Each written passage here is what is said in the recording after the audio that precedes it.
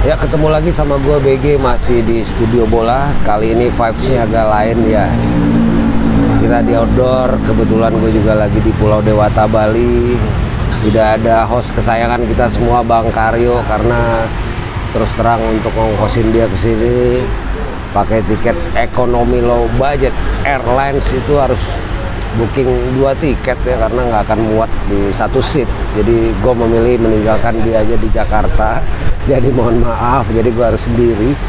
Nah, pada kesempatan kali ini kita akan coba kupas dan iris tipis-tipis saja, nggak usah panjang-panjang, tentang update terakhir dari klub kesayangan kita semua, Chelsea Football Club. Terutama terkait info-info seputar pemain, juga update dari hasil pertandingan terakhir melawan Manchester City di Etihad Stadium. Sebelumnya gue juga ingin mengucapkan banyak terima kasih kepada teman-teman yang selalu setia untuk nontonin konten-konten kita di studio bola, nge-like, rajin di kolom komentar, bahkan share konten-konten kita juga. Gue juga ingin mengucapkan terima kasih kepada teman-teman yang selalu support studio bola dengan cara berdonasi lewat super thanks ataupun Saveria. Terima kasih banyak atas dukungannya. Oke, kita akan coba kupas dan iris tipis-tipis setelah yang satu ini.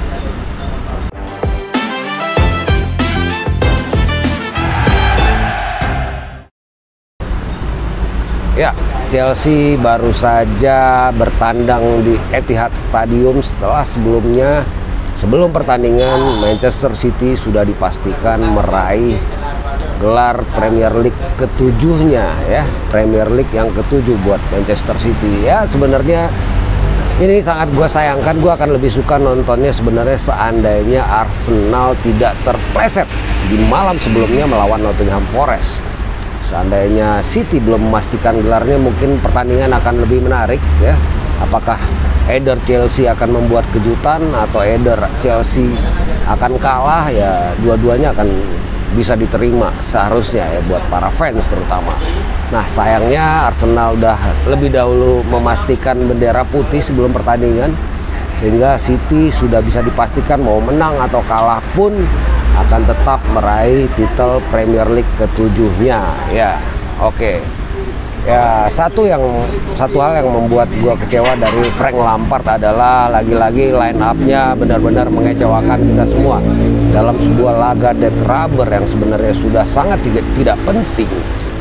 Dia masih bermain ya, mencoba dengan formasi 3-4-1-2-nya yang seolah-olah tidak berusaha untuk menang, cuman bermain untuk mencegah minimum damage ya, dengan memasukkan banyak pemain-pemain bertahan di situ ya, terlepas dari banyak juga cedera yang melanda pemain-pemain Chelsea. Di antaranya yang terbaru adalah yang menimpa Benoit Badiashile yang cedera 4 bulan ya, sangat disayangkan. Tapi lagi-lagi gue kecewa karena tidak ada nama Madueke di starter, tidak ada nama Mudryk, tidak ada nama Datro Fofana, tidak ada nama Carney Chukwuemeka yang baru saja digagalkan di blok ya keberangkatannya ke World Cup Under 20 di Argentina ya. Sayang sekali, lagi-lagi yang bermain ya nama-nama seperti Azpilicueta di situ harus bermain ya. Kemudian ada nama Ruben Loftus-Cheek, banyak nama yang sebenarnya dikabarkan dan sudah sangat kuat rumornya akan segera hengkang dari Chelsea ya,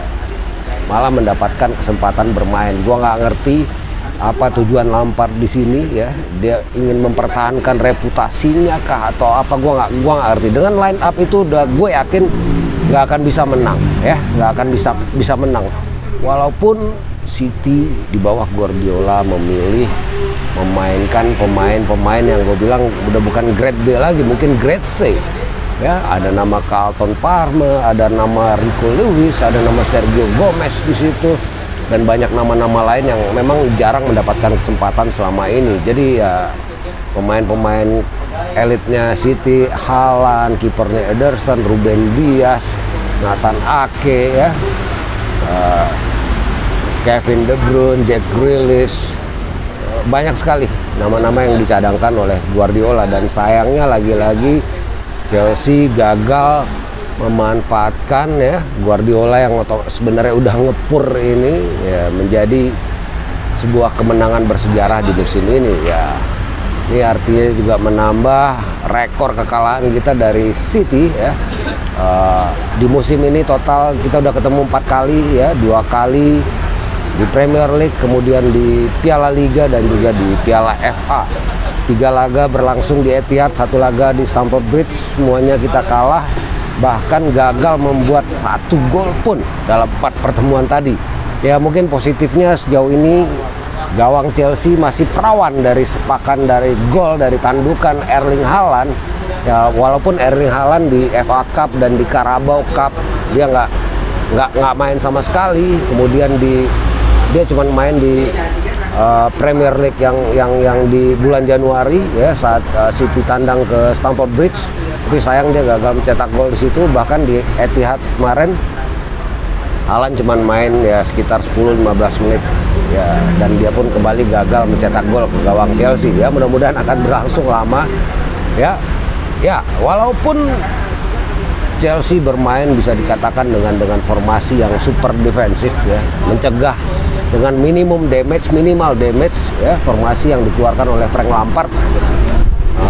City berhasil leading duluan lewat sepakan Julian Alvarez yang berawal dari sebuah kesalahan yang dibuat oleh Wesley Fofana ya, umpan yang tidak akurat ke tengah akhirnya dipotong oleh pemain Chelsea, dibawa oleh Cole Palmer dan terakhir diteruskan ke Julian Alvarez yang berdiri bebas dan sukses menceplos gawang dari Kepa Arrizabalaga.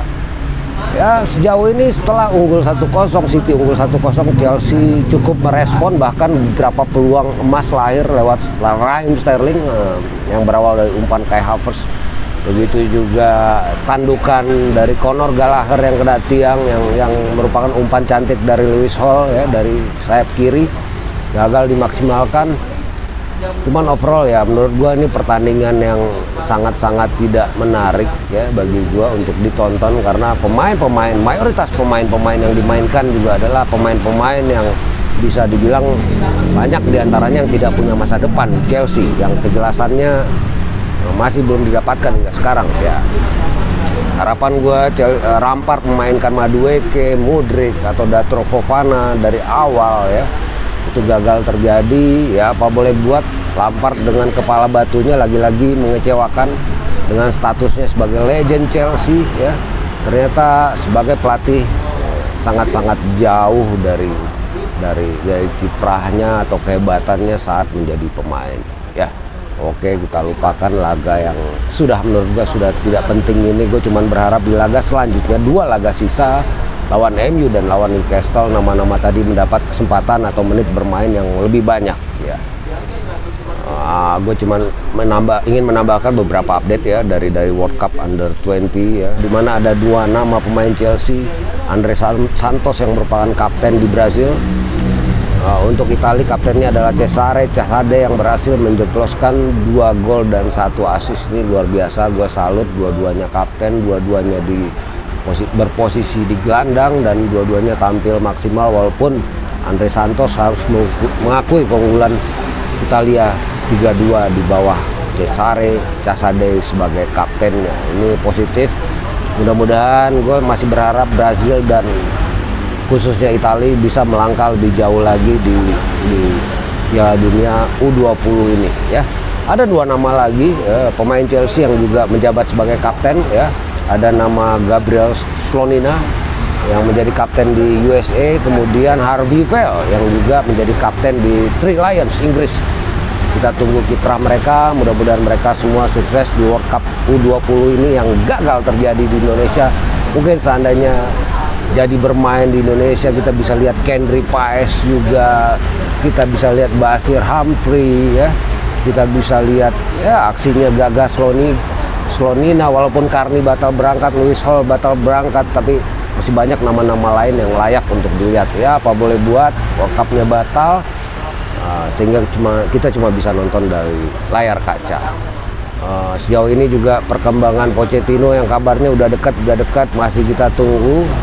Official statement dari klub yang sampai konten ini dibuat masih belum rilis, kita tunggu ya. sementara yang terjadi di lini masa ya, masih banyak rumor-rumor tentang pemain yang hengkang. Kabarnya akan ada 12 nama pemain yang akan cabut nanti di summer nanti menjelang 30 Juni. Mason Mount juga kontraknya kabarnya makin memprihatinkan. Chelsea akan mencoba final offer, tapi sepertinya dari rumor yang beredar semakin kuat dan semakin kencang bahwa Mason Mount akan hengkang ya. Dari Kante juga belum ada kejelasan sama sekali tentang perpanjangan kontraknya. Sementara tim scout Chelsea dikabarkan sedang mengamati banyak nama, diantaranya Romeo Lavia, ada Manuel Ugarte, kemudian juga Gonçalo Ramos dari Sporting ya, 2 nama dari Sporting, kemudian juga Dusan Vlahovic, Osimhen pun masih on ya. Kita tunggu saja perkembangannya dan update-nya seperti apa. Di minggu ini juga Chelsea akan berhadapan dengan Manchester United. Mudah-mudahan kita bisa membawa sesuatu yang berharga dari Old Trafford nanti. Gue berharap Lampard juga lebih berani lagi, lebih memberi kesempatan lagi kepada pemain-pemain muda yang selama ini jarang mendapatkan kesempatan ya. Nggak ada gunanya memainkan pemain-pemain yang justru ya sebenarnya bakalan dilepas juga dan tidak punya masa depan di Chelsea ya. Masih kita tunggu perpanjangan kontrak beberapa nama tadi dan juga official statement akan Mauricio Pochettino. Mungkin sekian dulu update dari gua BG. Terima kasih banyak buat teman-teman yang selalu support Studio Bola. Mohon maaf mungkin kali ini agak kurang proper karena gue waktunya juga nggak banyak. Kita ketemu lagi di edisi selanjutnya. Thank you, terima kasih buat supportnya sama Studio Bola. Gue BG pamit, ciao.